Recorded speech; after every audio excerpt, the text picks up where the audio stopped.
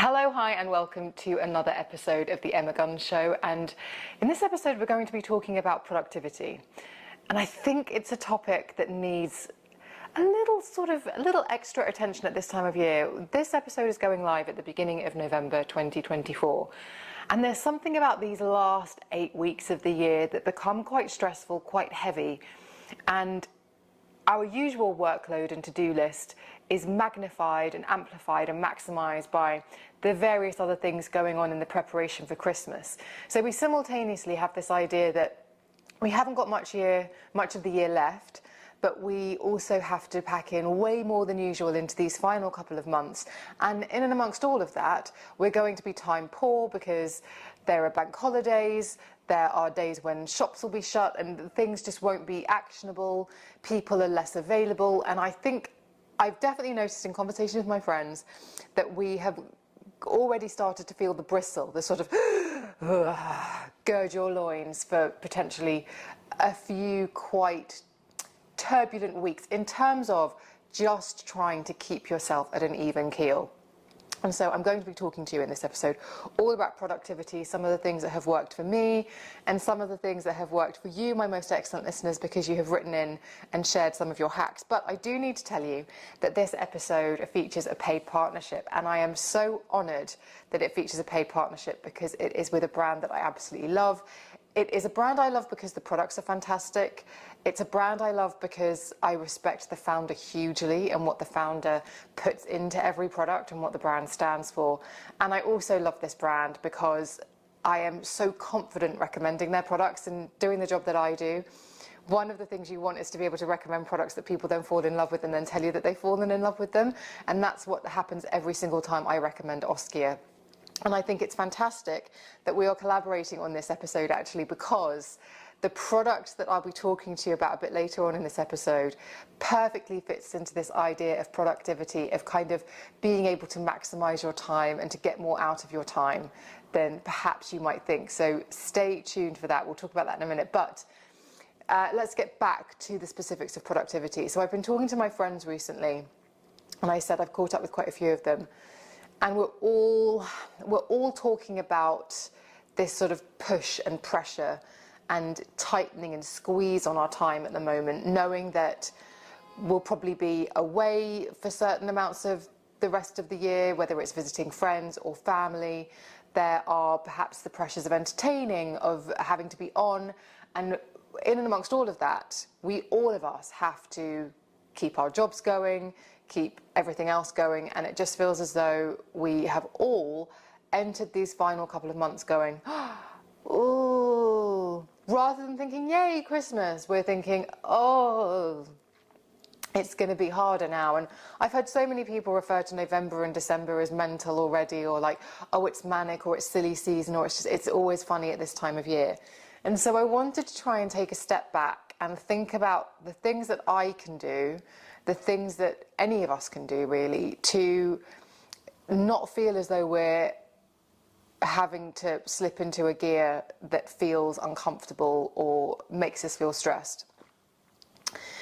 And so one of the things that I think, and I've said this before, I really hate this phrase and this terminology of just be kind to yourself, because I think that's the idea of you come up against something that makes you feel uncomfortable or that challenges you, and instead of facing that challenge, instead of working through that discomfort, you back away from it. And I don't believe that to be healthy, and I do see that everywhere. But I do think there is something to be said for giving yourself a break, which is, look, things are going to be tough. Things might be a bit more stressful than usual. You might have to do that thing that you don't want to do, but know that on the other side of doing it, things will be easier. So it's sort of switching this idea of something's difficult, something's going to be tough, so just avoid it or just white knuckle it with your eyes closed until it's over. I understand that, but I just don't think you really get any of the benefits of the growth that you might potentially get out of going, you know what, I'm going to hate this, but I'm going to go in there with a smile and I'm going to give myself a time limit and then I'm going to be out the other side. And so that's how I've sort of tried to approach my to-do list over the next few weeks. And that's because I'm going to be doing quite a lot over the next few weeks, as all of a sudden the invitations have come in for Christmas lunches, Christmas dinners, parties, cocktail parties. And I'm definitely past that phase of saying yes to everything. But I also know that even the things that I say yes to will have a knock-on effect, even if it's just that I don't get my preferred hours of sleep a night. And so therefore I know it's going to have a knock-on effect the next day. So being kind to myself in that situation would be, for example, not doing a workout first thing the next morning and thinking, hey, maybe the next morning it's a really nice walk outside, get some fresh air in your lungs, kind of work everything off. Who knows? Anyway, I don't believe in the whole kind of be kind to yourself so that you don't ever experience discomfort or distress or a challenge. But I do think that one has to know when to soften the corners so that life doesn't become a little bit too tough and take its toll. So that's where I am with that. But the other thing I wanted to talk about in terms of productivity is that sort of bristling feeling of knowing that you've got to do something that you don't want to do. And I'm going to tell you the story of housework. This is my story of housework, and it is a story that has a happy ending. So it is a tale that hopefully it's about housework in this instance, but it will hopefully translate or transpose to other things in your life and also my life. Even the Halfords example that I used the other day about how I put off going to Halfords to get a headlamp changed on my car because I was anticipating it being difficult. In the end, the guy that did my car couldn't have been nicer. It was really lovely. We had a chat about VWs because we both drive VWs, and I felt like a silly idiot for not having gone the day that my headlamp needed changing, but there we go. But housework. So historically, I have always hated housework. My mother will tell you that I was a very untidy, slovenly teen. I did not see the point, and I see those memes now and they make me laugh, but I did not see the point of making the bed when I was a teenager because I was only going to get into it later. And I know how gross that sounds. I know that some of you might have been sick in your mouth. And as somebody now who is so fastidious about their home and things like that, it's unthinkable that used to be my rationale of like, oh, why would I hang my clothes up? I'm only going to wear them. Like all of that kind of stuff. And it's the polar opposite of what I'm like now. But there has been a journey. And I used to absolutely hate housework. I used to find it this irritating thing that I had to do. And part of it was actually not taking any accountability for my part in contributing to mess and things needing to be washed, cleaned, dusted, hoovered, any of those things. And almost feeling aggrieved when a carpet needed hoovering or feeling aggrieved that a bed needed making. I was like, oh, what an inconvenience. It was such a spoiled, bratty perspective of mine that there would be no, that I wouldn't have to somehow be responsible for the tidying up of the untidying I had contributed to. And then something happened. I got a little bit older. I also became house proud in a way that I never thought I would. I'm sure my mother can't believe it when she comes here and she's like, what on earth? Wish you'd been like this when you were a teenager. But now I adore doing my housework. I love it. It's actually something that is factored into my week in the same way as seeing friends and doing other things like my workouts, because every Thursday evening, if that's not possible, it has to be Friday, because I like to wake up on a Saturday morning or a Friday morning having forgotten that the housework fairy came the night before. Because if you go to sleep as soon as you've done, I know this is that, but if I do my housework in the evening, get everything spick and span, everything's away, everything's folded up, everything's hung up, the place looks like someone has come in and done a professional cleaning job. If I then go to sleep and wake up, first thing I think when I wake up and look around is, oh yeah. And the first thing is, oh, this is nice. And the second thing is, oh, I did that. But there's like this magical moment where it's like, oh, while I was asleep, I don't know, the house elves came in. Oh, Dobby, I'll never get over that. Anyway, so I now really embrace it, and it's something I factor into my week, and it's usually Thursday evening.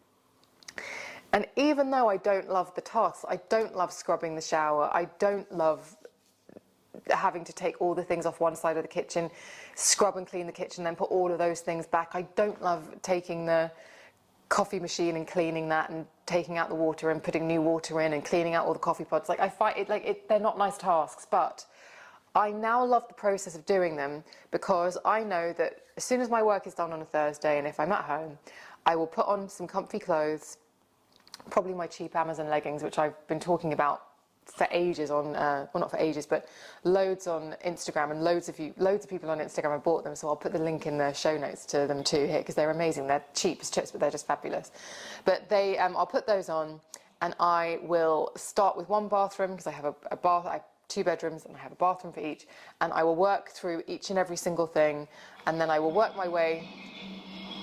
Oh, excuse me. There's some recycling going on. I will work my way to the kitchen, and that will be where I will end. And then there will be hoovering, and then vacuuming. I used to live with a girl called Jen, and her dad used to work for Not Hoover. And the fact that the Hoover was a brand name that then became the verb that people talked about vacuuming. So whenever I say hoovering instead of vacuuming, I always think of Jen, because I always think, must say vacuum, not Hoover. But anyway. Where was I? So then I do the hoovering, do the vacuuming, and then my last thing is to mop the floors. And then all of the cleaning materials go into the washing machine. I wash those on a short wash. I hang those up, and then that is the task done. And it's so manual, it's so monotonous, it's so boring. The juice is worth the squeeze. I absolutely make a thing of doing it, and the way that I do that is I pick a podcast.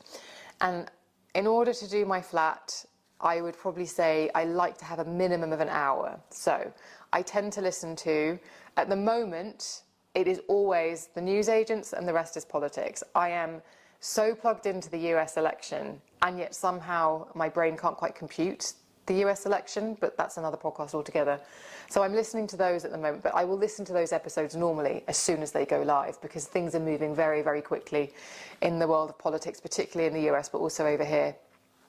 But previously, before the current spell, and I'm sure it will go back to that, I will listen to an episode of Red Handed. I don't love true crime. I don't get off on true crime in the way that a lot of people do, but I really like Hannah and Suruthi. I know them personally. I think they're brilliant. And I adore the way that they break down crime, and that they sort of put their own commentary into things that are very well researched. And I go along on this journey with them. Or I sometimes listen to Juicy Scoop by Heather McDonald if she's going through, like, when she's breaking down the Diddy stuff. I can really engage with that and concentrate on that whilst my body is doing the housework, and before I know it, it's all done.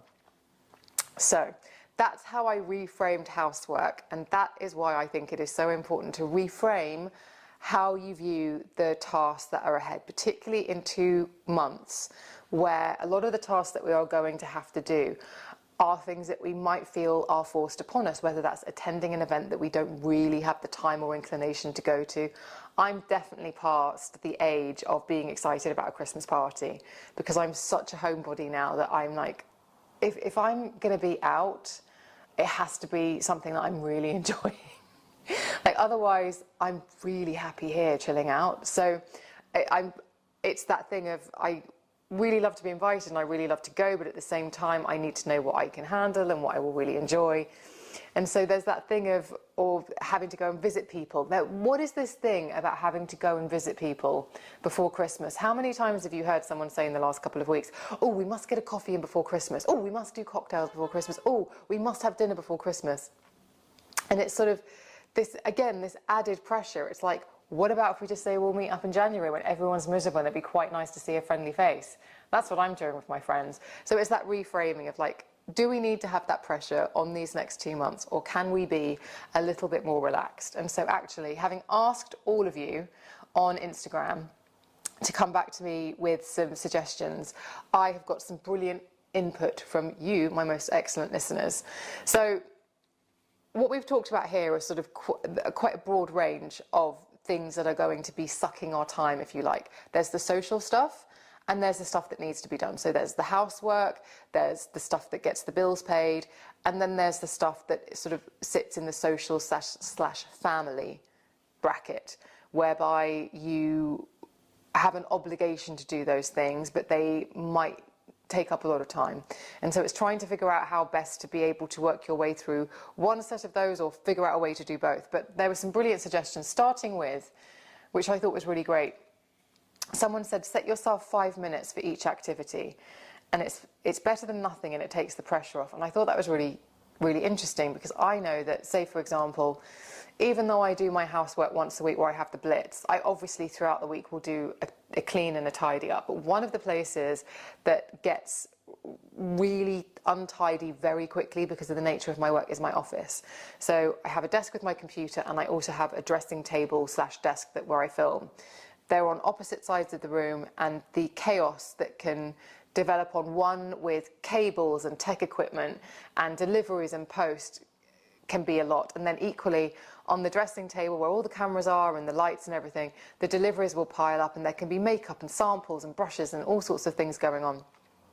And if I don't get on top of those, I can walk into that office and my instant physical reaction is leave. Don't go in there. It's disgusting. But sometimes I do exactly that. I'll put 5 minutes on my Apple Watch, set myself a countdown, and I will go in and I'll think, right, I'm just going to blitz the dressing table. Everything's going to go away. All the post is going to be opened. And sure enough, it usually takes longer than 5 minutes, but no more than 10, and then it's done, and I am so much more productive for having done that. So I really loved that suggestion. And what they had said additionally to that was, it's better than nothing, and it takes the pressure off, which is so, so true. And lots of people said timers for tasks, which is so helpful, but I thought this was really interesting. So again, 5 minutes just to make a dent in everything is a really good idea, but equally, depending on what your to-do list is, and a lot of people said just for the first thing you've got to write down your to-do list, is to have a timer for a task that allows you to manage your anxiety around it, because that can be very, very helpful for feeling as though you're just making a dent in it, so then you can't be anxious about it. Because I think that sometimes the anxiety around a to-do list is knowing that you've got to do something but not knowing what it looks like yet. And to give you an example, I was actually filming some content for a brand a couple of weeks ago, and it's quite involved, and I've actually had this a couple of times recently where I filmed content. I've written content, and then in support of it I filmed, and I don't think sometimes that people realise the effort that goes into filming, but particularly when you are filming something where you are going from wet to dry hair, because you really have a very short, it sounds so, first world problem, but you have a very small window of opportunity because your hair will dry, and you don't want to keep going back and re-washing your hair. And so I was on the verge of like, oh, I've got to wash my hair, and then I've got to do this, and I've got to film these things in this time, then show the drying process, but before that I've got to show the application of these products, and I'm worried that they're going to hate it and I'm going to have to refilm. And so what that was making me do is it was making me not actually start doing the job. It was making me think about all the things that could go wrong and all the things that a brand might not be happy about. And I was on the phone to my friend Charlotte, and she said, okay, here's some advice. Why don't you just film it the way that you think you should film it now, and then if the brand hates it, you can refilm it later. And it was just like, oh yeah, of course. But the best way, she was like, just get in the shower and wash your hair, and then you're started. Then the clock started, because you know that you're smart enough to know you've got to put a bit of makeup on, sit in front of the camera, do the things you've got to do, and then you've got to edit it, so just do it. But I was sitting in that sort of space of enforced agony of, but what if my hair's not wet enough in this bit, or what if this, that, and the other? And she was like, we'll cross that bridge when you come to it. But all you can do, really, as one person, you're not in a studio, you don't have a hairstylist, you don't have lighting, you don't have this, that, and the other. You're one person, so you just have to do it to the best of your ability. And then if they give you notes, use those notes, and if reasonable, refilm. So anyway, that was helpful. So a timer for a task, or sort of biting off a little, having a nibble at your task to sort of get a taste of it, is quite a good idea. Loads of people said this, but somebody said make a super detailed list that breaks down the task into its component parts. And again, to-do lists are great, but I think sometimes you can say, for example, with that film video, well, obviously I've got to film the video, but it's like, okay, wash hair, set up camera before you wash hair, put battery to charge before you set up, like all of those things. It can be quite good to just go through that sort of checklist, almost like you're a pilot and you're doing your pre-flight check-in and you're flicking all the buttons. Make sure that you are looking at all of the different parts of it, because actually when you do then break it down, it can sometimes, again, it gets a little bit smaller. Loads of you mentioned the Pomodoro technique, and I have heard about this before, and I'm sure I talked about this on the podcast maybe 6 years ago. It was never something that stuck for me, but for a lot of you it seems to be the way to get around tasks. And the Pomodoro technique is giving yourself 25 minutes per task, and apparently 6 steps, And those 6 steps are: you decide on the task, you set the timer, you work on the task, you end work, you break for 5 minutes, and you go back and start again, a new 25 minutes on another task. And you build up until you've got 4, I think, and then by the time you get to that, you realise quite how much you've done. I always thought it was like tomato mozzarella, so I thought that you would sort of sandwich tasks, but no, the Pomodoro is actually from a kitchen timer that was in the shape of the tomato, the Pomodoro tomato, that was the name that was founded or discovered by this doctor whose name I've forgotten, but I remembered the tomato-shaped kitchen timer. So if you do feel that productivity is not something in your wheelhouse, then maybe go and check out the Pomodoro technique. This was really nice, I thought. It was saying be your future friend, and also having complimentary playlists and headphones. And I really love that, because sometimes there are things that I avoid. I am definitely an avoidant personality. Well, I'm sort of 2 things. I'm either avoidant or I'm aggressively unavoidant, because I know that avoidance right behind if I don't do it, so I can sometimes push a little bit too hard. But sometimes if there are things that I really don't want to do, I think, will future me thank me for this?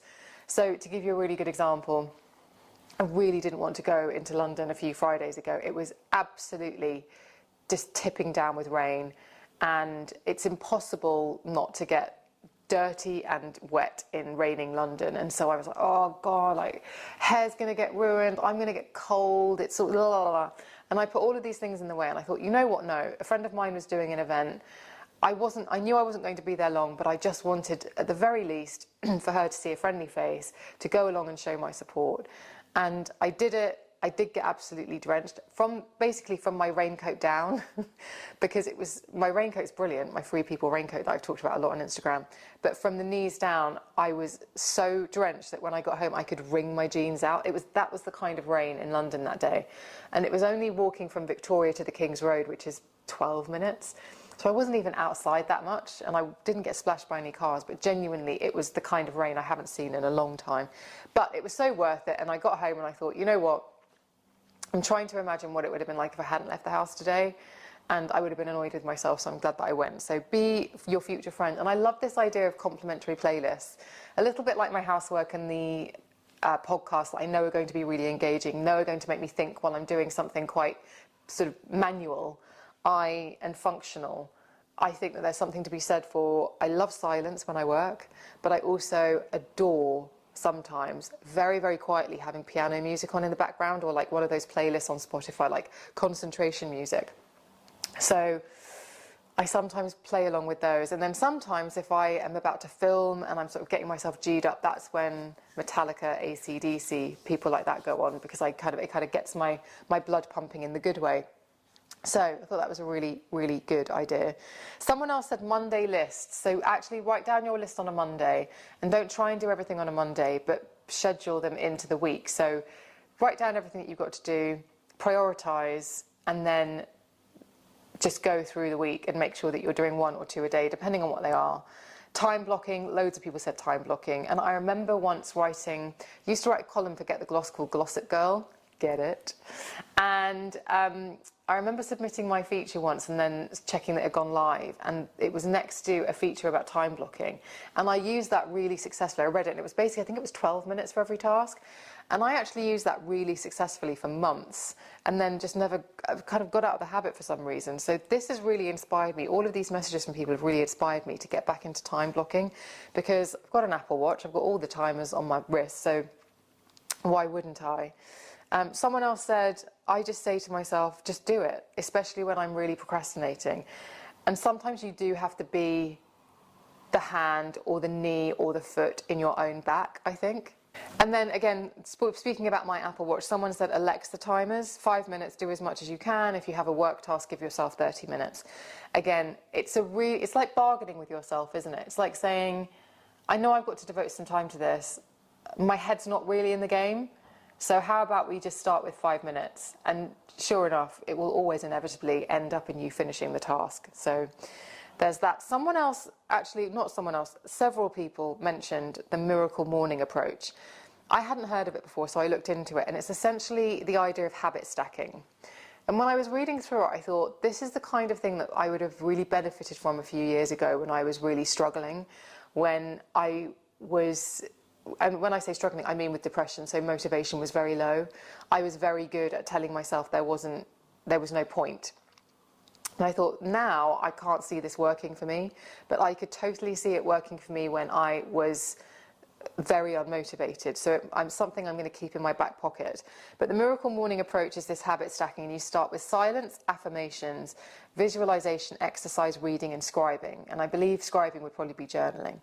And I thought that would be very interesting. And if you were feeling like, actually, the world, my life does feel chaotic, that I think would be a really good place to start, because it's habit stacking.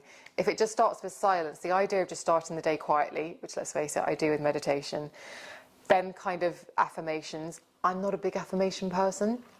I think sometimes affirmations are a little bit, I'm a little bit more realistic. I'd rather look in the mirror and say, you've been a bit lazy, get off your ass. Whereas I think affirmations are more, you look in the mirror and you're like, you are a spectacular human capable of amazing things. Well, I would rather be realistic with myself, but affirmations are, if whatever affirmations work for you, no judgment. So visualization, I actually saw something this week that was the best thing I've seen about manifesting, which I normally find quite offensive and patronizing. And why is that only directed at women? Why are crystals only directed at women? No, I'm saying it's so soft serving people self-help in a way that I dislike. I've talked about it at length. I shan't start the rant here. But somebody was talking about manifestation, which for me, visualization, manifestation go hand in hand. And what they were saying was, actually, if you write something down that you want, you say it out loud a few times, you then read it again, you think about it, and you do that on a repeat process a few times, just once, what happens is that you've kind of embedded it into your neural pathways. And it's not that you manifest it in the sense of you manifest whatever it is that you want. So you manifest a promotion or a new job. What it is that because you've embedded that into your brain in that way, the way that you behave will change, and will therefore mean that you will be working towards something like a promotion in a way that doesn't feel deliberate. You've just basically said, right, this is what I want. So it's a little bit like, I would like to run 5 kilometers in under 30 minutes. I would repeat that to yourself. So you know that the thing that you've got to do is to get up and start running. And then you know that the thing that you've got to do while you're out running is to run a little bit faster. So you don't have to consciously think about that, but because you've set that goal and because you've repeated it to yourself, it informs your decision making in a non-sort of pressuring way. So that I like that idea. I thought I would add that here. There's also exercise, reading, and scribing. To me, those 6 things would take up too much of my morning, and they would get in the way, and I'd start to get itchy and panicky. But hey, if it works for you, it works for you. Someone else just said you just got to make a list and also be realistic, and also not give yourself a hard time if you don't get through your task, which I think is a very fair and valid point. Don't be kind to yourself, but just be realistic and go, well, did I give it my best shot? Yes. Did I not? No. Shall I do better tomorrow? Okay. But I thought that was really helpful. And then my friend Adele said, eat the frog. And I'd heard that before, and I couldn't remember it because I had conflated it in my mind with something that happened years ago on a magazine, whereby there was a video that, this was in the 2010s. So this was, yes, it was in the 2010s, I think, or maybe even before, in the noughties. But it was a video that went viral when videos didn't really go viral, and it was at a zoo, and I think it was a monkey, and the monkey got hold of a frog, and was using the frog in a way that it was a bit, use your imagination. And I remember just hearing a colleague behind me, someone sent him the link to the video, and he was watching it, and I just heard him go, yeah, right in the frog. And and it became a bit of a catchphrase in our office then, of like, right in the frog, which was hilarious. So when she sent me this message saying, eat the frog, I was like, but nothing, it wasn't anything sexual. It didn't require any of that. It just means, if you know that you've got to eat the frog, do it first thing. Again, great.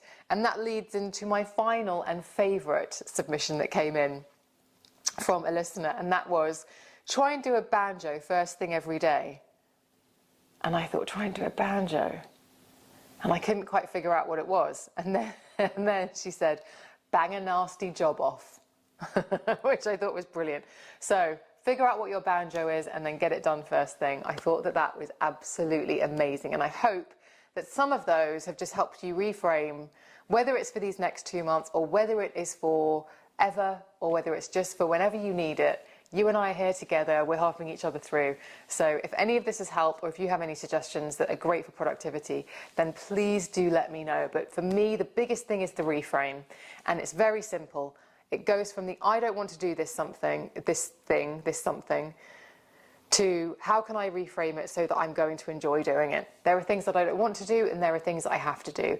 And if I bring my have to energy or my don't want to energy to anything, I will ruin it. So I know that I have to bring my I'm going to enjoy doing it energy to both of those things, even if it takes a lot of effort, because actually at the end of it, my life is made far, far easier by doing so. And I'm far less of a grump. But if you have any tactics and techniques, please email me, office@emmaguns.com. Okay, now we're in for the exciting part, because I told you at the beginning of this episode that we were very kindly being sponsored by Oskia Skincare. And genuinely, I am so honoured for all of the reasons that I stated at the top of the show, but also because this product, I think, is pretty special. So I've been a beauty journalist for over 20 years, and when it comes to steering people towards spending their money wisely and getting a great product in return, Oskia is a brand that instantly comes to mind. And it's their latest innovation, the Midnight Elixir Serum, that's a clinically proven regenerating sleep serum that's designed to help you wake up with skin that looks visibly firmer, brighter, hydrated and healthier. That's really caught my attention. And I've been raving about it to friends because it's such a smart, advanced serum that's also such a pleasure to use. So this is the Midnight Elixir Serum, so the clue is in the name. And it gets to work while you sleep, because that's when your skin goes into its own repair mode. While you're sleeping, damaged skin cells repair and regenerate, collagen production is boosted, moisture levels are balanced out, and cortisol drops. And because Midnight Elixir is formulated with melatonin, innovative peptides, and a clever combination of growth factors to work with your circadian rhythm, it maximizes your skin's ability to repair itself overnight, as well as accelerating skin cell turnover and boosting ATP production. So think of that as the sort of skin cells that are like rechargeable batteries. They recharge overnight, all while you sleep. The result is brighter, firmer, healthier looking skin. So even if you don't feel as though you're getting enough sleep, and let's face it, we can all relate to that, this serum makes sure that your skin can repair and regenerate overnight, regardless of how many hours you're getting, so that when you wake up, well, you look great.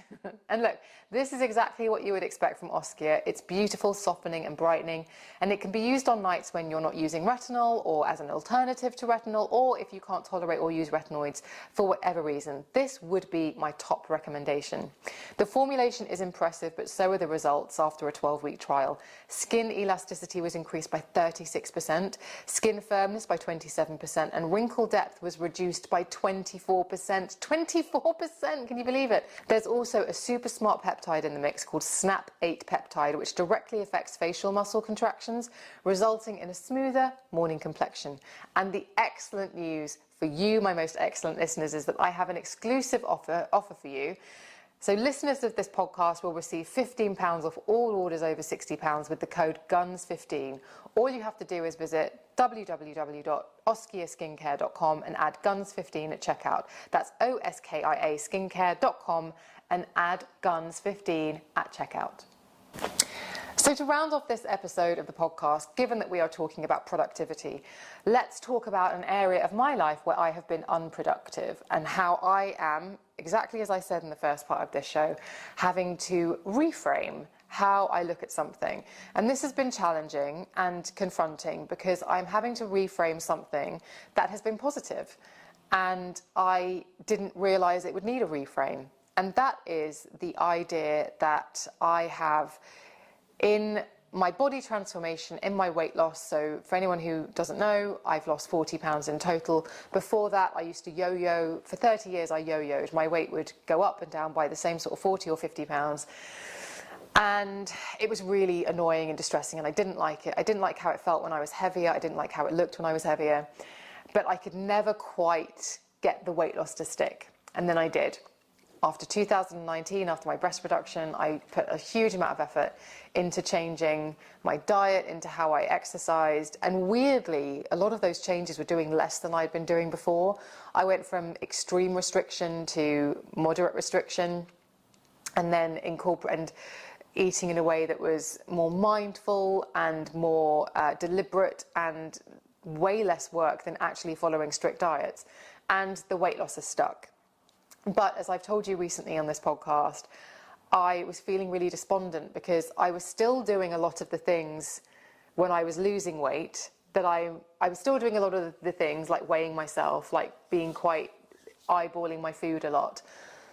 And yet I didn't have a piece of that puzzle. It sounds so obvious when I say it out loud, but I didn't have a piece of that puzzle that I had on the weight loss part of this journey, in that I was doing all of those things, but there was nothing to show for it. And I say that in inverted commas because obviously I had something to show for it. But what I mean is that my brain was still in a gear of doing these things, but not getting any kind of result. But I was still sort of almost behaving like I was trying to lose weight, which is very unproductive because, as Emma told me, Emma Story-Gordon, my coach, like, when you've lost a significant amount of weight like that, you're not going to see the scales budge when you get to the weight that you're at, because you haven't got tons to lose. You've not got weight to really move around with. Like, you can settle. So if you can't feel comfortable with the settling, you have to think about some other things, maybe give yourself another challenge. So trying to move away from being unproductive, having been so productive with these behaviours for a long time, and reframing my relationship with food and reframing my relationship with exercise into things that were really positive. It's not that they've become negative, it's just that I need to do another reframe in order to feel as though I'm doing something positive or doing something strategically, if you like. So I came to this realization. I actually went for coffee and a walk with Emma the other day, and we talked it through a little bit. And one of the things that I came away with was I fell in love with exercise. And I previously used to find it a chore or a punishment or something that I had to do, and something that I had to be doing so people saw I was trying to lose weight. And now I love building muscle. I love being stronger. I love all the changes that I've made to my body. But I was thinking about one of the other things that I haven't done in ages, which I really enjoyed, which is getting my heart rate really high. So when I'm doing my strength training exercises, and I follow Caroline Gervan on YouTube, I do those workouts in my living room. I've progressed from 3 kilogram to 5 kilogram to now 10 kilogram weight, so I have progressively overloaded. I've got stronger. But my heart rate very rarely goes over about 135 beats per minute. And as somebody who used to run and whose heart rate often used to be above 160, it's not that I thought that my heart rate needed to be any higher. It's just that I thought, oh yeah, I used to kind of like the buzz of doing the kind of workout where you'd get really out of breath. And don't get me wrong, some of the strength training, particularly when I'm working lower body, it can take it out of me, but it's a much lower beats per minute. Some of my strength training, it doesn't even register as exercise on my Apple Watch because my heart rate will be below 100. But trust me, I am working and I'm lifting a heavy weight. So I was thinking about some little tweaks I could make to my exercise. And this felt like a bit of a breakthrough this week because I thought I really love this. And it's actually made me really look forward to exercising. And I always look forward to exercising, but it's given me kind of like a box fresh, like new toy kind of appreciation for exercise. So I for years, or for a long time, you might remember when Gillian Michaels, the personal trainer, who I love, came on the podcast, and she very kindly gave me an annual membership to her app. And I was doing the workouts every day. Now, her workouts come at around 24 minutes, so I would do her workouts and then do half again to get me over the half an hour, because I've got this kind of weird thing that half an hour is the sweet spot. But I used to love those workouts because you'd get really out of puff. There was, as much as there was some weight bearing work and some dumbbells involved, it was quite jumpy or cardio-y. And I thought, oh God, I really like doing cardio. And as much as I go for my walks, and I go for like at least an hour's walk 5 times a week, I haven't done any real cardio for ages. So the other morning I thought, I'm going to do one of Caroline Gervan's cardio exercise programs. So these are half an hour, no repeat.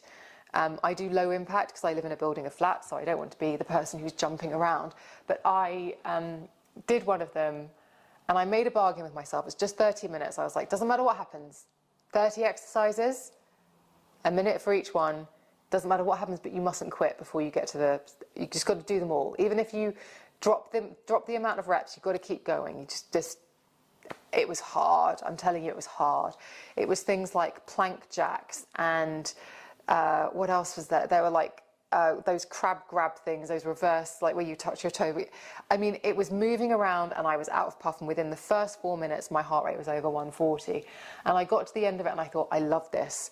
I love this and I have missed it. So I was thinking about some little tweaks that I could make. Emma said it would be a really good idea to get a performance goal.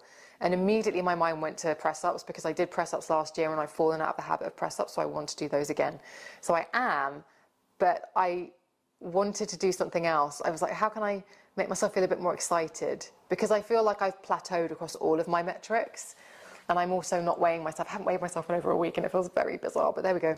Because it feels like the behaviour I used to do avoiding the scales because I was doing bad things with food, but that's not happening, so we're fine. But I have decided that what I used to do was I would try and do between 3 and 5 strength training sessions a week. And truthfully, I probably do 3, 4 max, just because life gets in the way. And also, sometimes if you do a good strength training session, it can hurt for a little while afterwards. You kind of need to give yourself time to recover.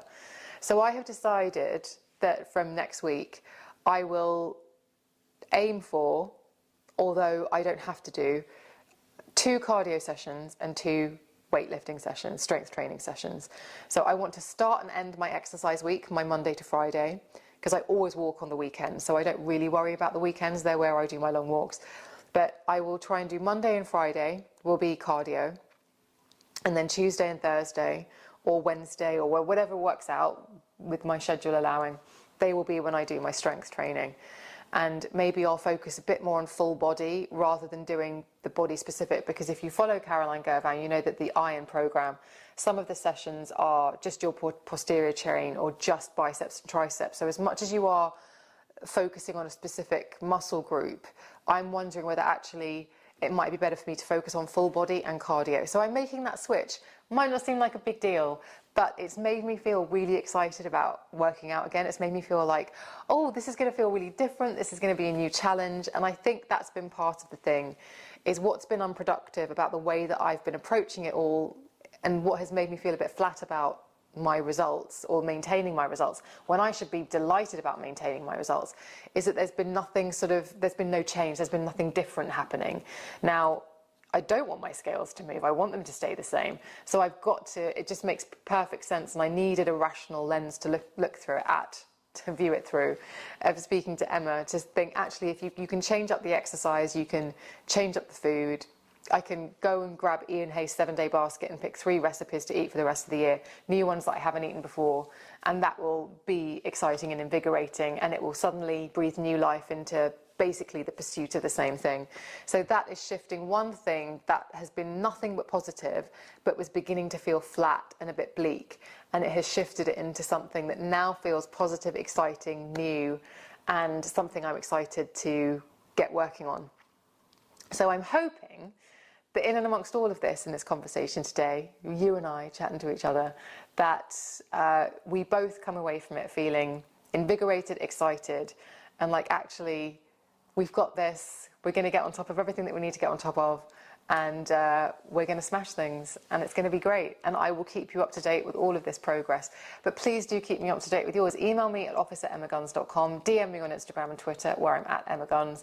Follow me on Substack. I write quite a lot on there at the moment. I would love to see your comments and hear your thoughts on those articles. They vary from body stuff to beauty stuff to fashion stuff to just general thoughts. So please come over there. I also publish a weekly column there that's free to read every single week. So it's my diary, tells you what I've been up to, where I've been, who I've seen. So please do come and join me over there, and it'll be a delight to see you. But for now, thank you so much for having spent this time with me. And if you are watching on YouTube, which is quite new, please do leave a comment in the comments underneath how you found the show, if it's the first time you've watched, or just any thoughts and feelings that you have about this episode, because I would love to hear from you.